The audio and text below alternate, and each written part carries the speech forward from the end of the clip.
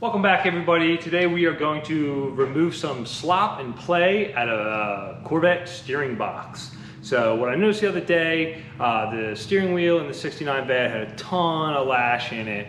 And if anybody who has like a late 60s, 70s, or 80s Corvette or some of the other GM cars, it's a common thing. And there is an adjustment on the actual steering box to take that lash out.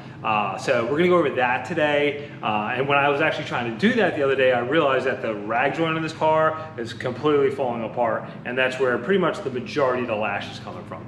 So we're gonna just take that out and then replace it with one that I got from a company called the Corvette Shop. They have a poly rag joint.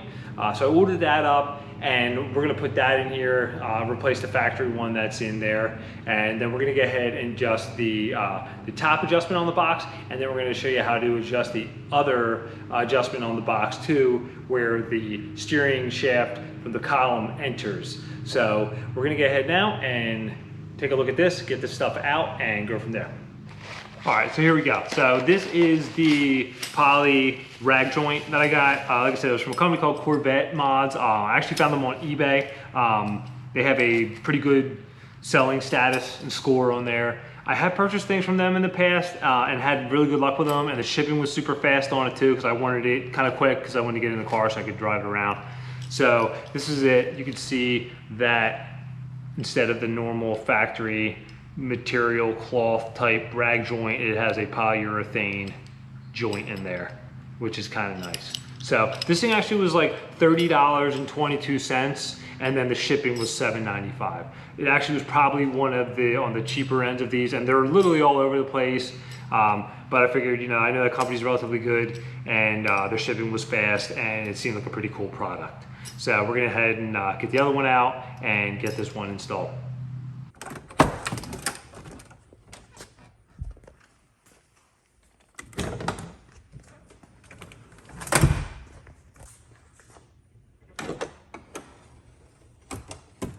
All right, so now I'm gonna try to get a clear shot here.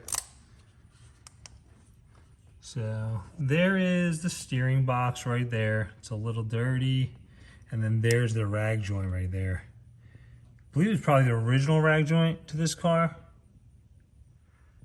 But we're gonna go ahead and start taking that out right now.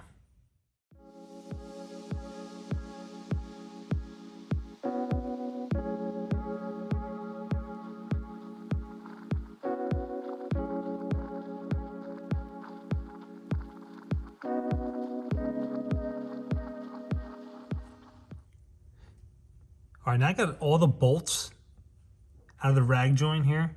So what I'm gonna do is I'm just gonna separate them here. I'm gonna push the one piece towards the steering column in the car this way, and that'll give us a nice little gap there.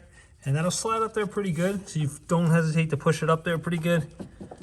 It's aligned up there. And then this other piece, we're gonna slide right up the steering rack. Just wiggle it a little bit, and it'll come right off. All right, so I got the rag joint out of the car. You can see clearly it's shot here. But I just want to do a side-by-side comparison of the new one. And this is that polyurethane rag joint. So it looks pretty nice, so I'm gonna go ahead and start going back together with it now and see how it goes. All right, so as things were going a little too easy, I found out that the car is actually like an early 69 and it has like a 68 steering box in it.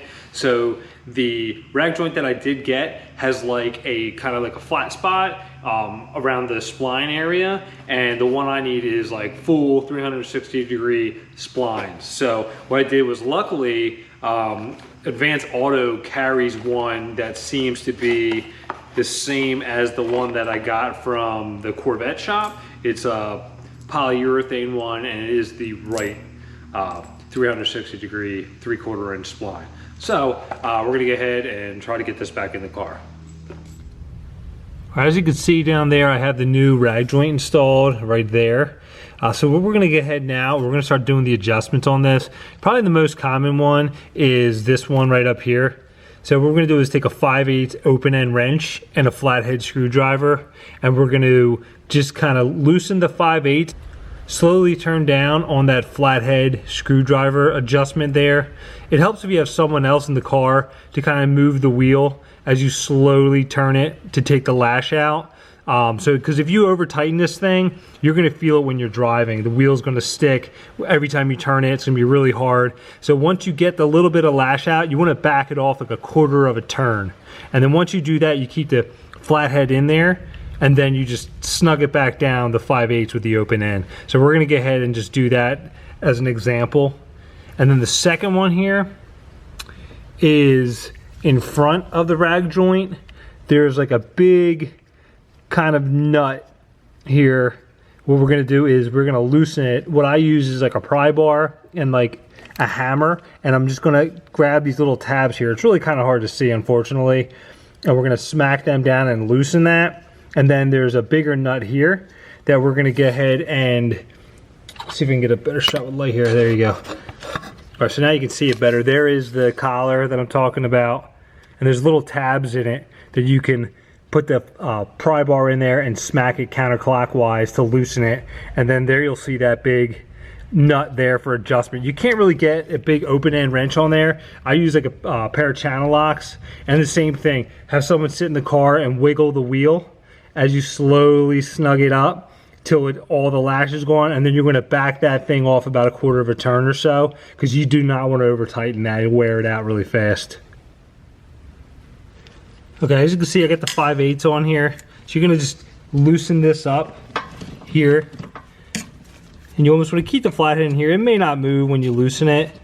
Just loosen this nut up on here, and then you're gonna wanna turn this in. This is already adjusted. I had done this previously, like I said. But you wanna turn this and then back it off a little bit once you get it tight. And just back it off a little bit and then snug it down. Make sure you keep the flathead on there. Now this adjustment's mainly for like your steering linkage that goes the wheel to wheel. And the other one is take the lash out of where your steering column goes into. So we'll set that there and move on to the next one. Okay, now I got my big pry bar here. I'm gonna just sit it on this collar here, and I'm just gonna hit it with a hammer a couple times and just slowly loosen the thing.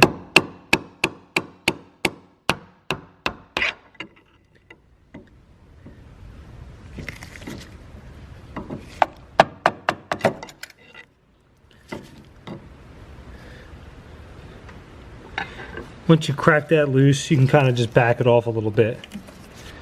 You may have to use the pry bar a couple times just to kind of loosen it. It's on there pretty snug.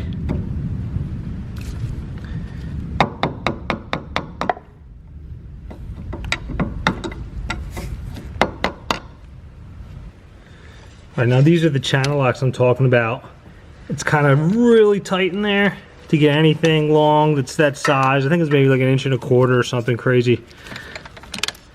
Now you may have better luck underneath the car, maybe on a different car too. I mean, the Corvettes are so tight in here, there's barely any room to work. So once you adjust that, and then you can just, like I said, back it off once you get the lash out, and then just snug that collar up again. And that's all you have to do. All right, so I just got back from a test drive, and the car is super tight. It feels awesome. Feels like it did when it left the factory, probably in 1969. So if any of you guys have old Corvettes or old GM products with steering box, it's definitely worth upgrading to that poly rag joint, and even doing those adjustments too. If you have a little slop in there, through the years it gets some play, and it's just feels really nasty on the road with all that play in there. And definitely worth doing that over than replacing the steering box for $500-600, whatever they're going for. Another thing too is that with that car, the rag joint came out really easy. A lot of times you'll run into where you have to either unbolt the steering box or the column just to get a little room extra, just to pull that out of there and be able to put it back in. This car has been apart before, so for whatever reason it did come out with ease. But don't be surprised if you run into that and you can't get it out and you have to loosen one or two or both of those. So if you enjoyed the video, press like, subscribe, and thanks again for watching.